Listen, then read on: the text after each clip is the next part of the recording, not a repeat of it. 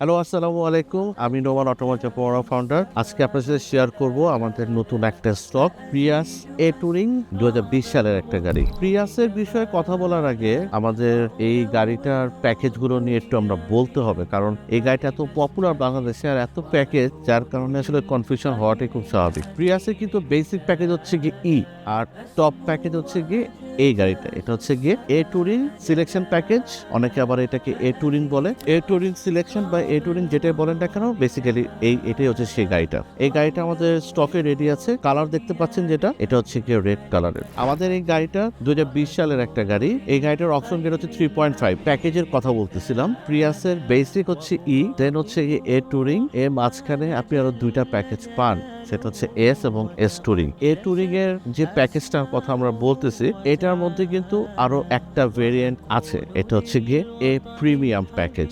A premium যে প্যাকেজটা আছে, সেই প্যাকেজে যদি টুরিং হয়ে যায় তখন হয় প্রিয়াসের এ প্রিমিয়াম টুরিং সিলেকশন প্যাকেজ।